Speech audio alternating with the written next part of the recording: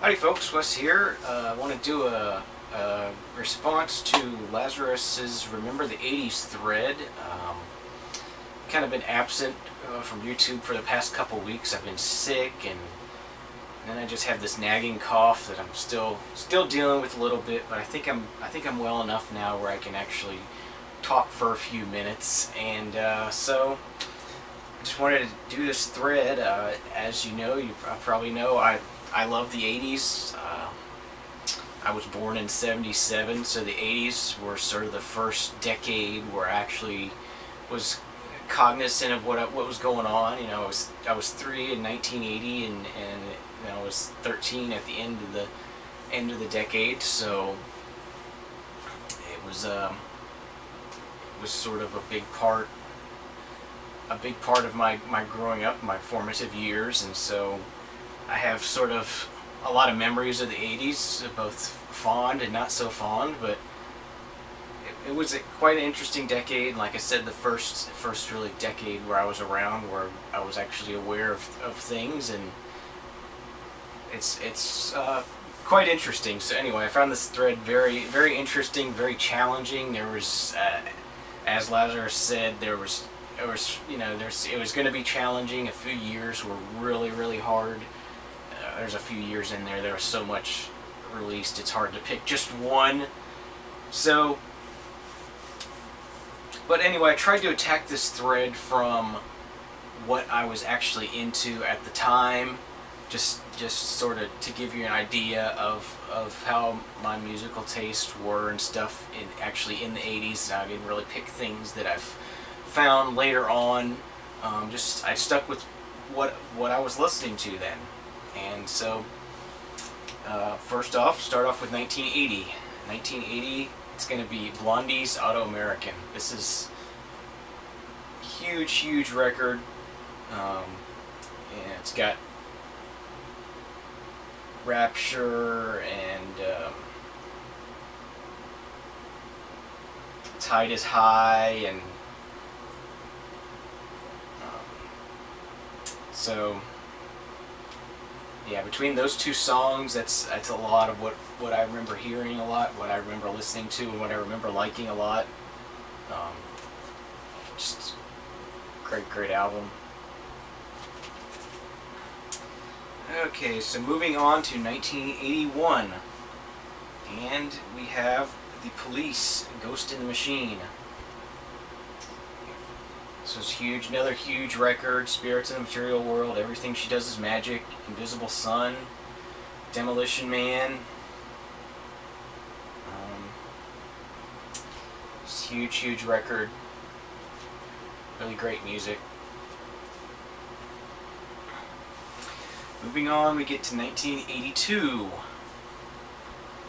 I was 5 years old, and we have Flock of Seagulls, self-titled debut. It says, I Ran So Far Away, huge song, really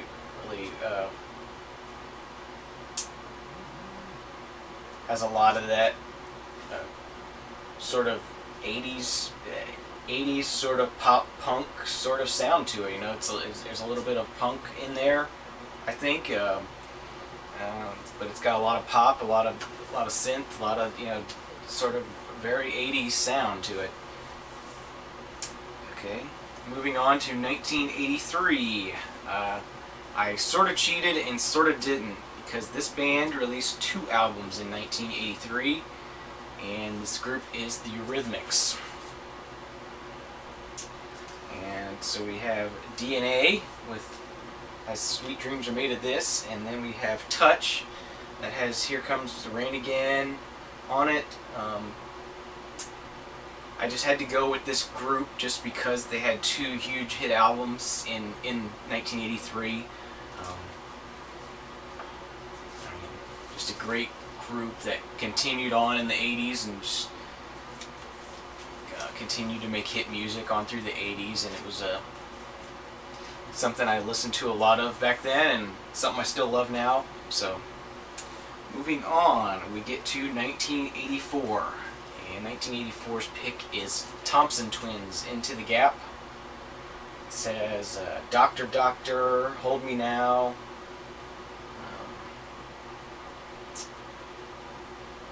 And Who Can Stop the Rain is on here. Some other tracks I really love on here, No Peace for the Wicked and The Gap. Just a really great album. If you do find this, I highly recommend it.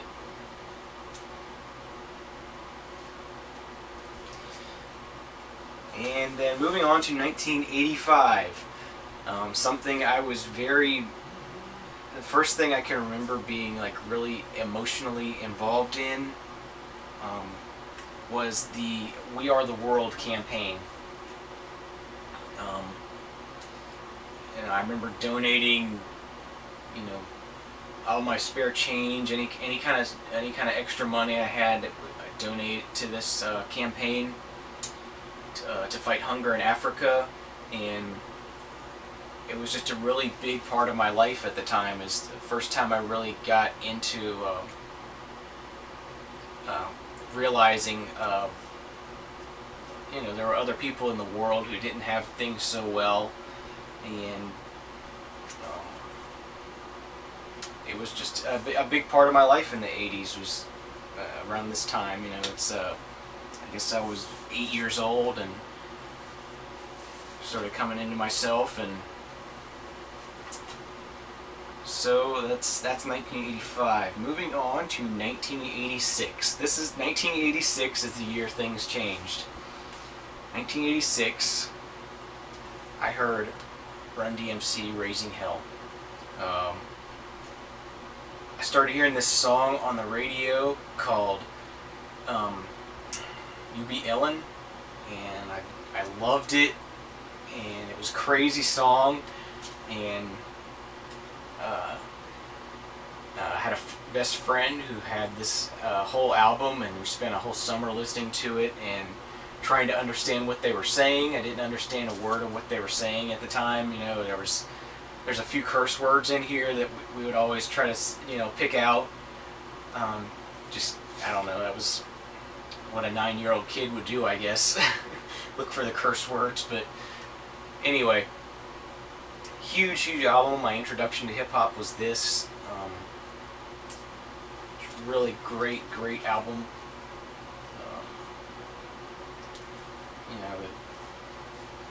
The members of this group and this album hold a special place in my heart for starting my love in hip-hop and rap music, and this was pretty much my start. So moving on to 1987. 1987, I was getting into more and more hip-hop and exploring things, and a really big album for me that year was Fat Boys' Crushin'. This has got great songs. Their cover of the Beach Boys' Wipeout. It's got Falling in Love. This has My Nuts, Boys Will Be Boys, Hell No. Just this whole album is full of stuff that I was listening to at the time. Really great album. Fat Boys were just,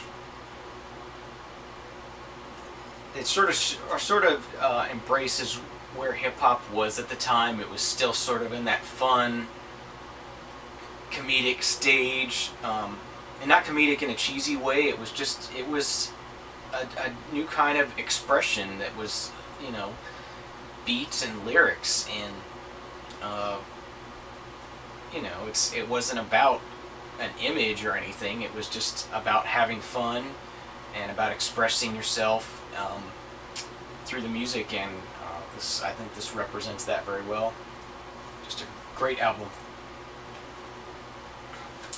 Next up, we have 1988, and we have DJ Jazzy Jeff and the Fresh Prince. He's the DJ, I'm the rapper.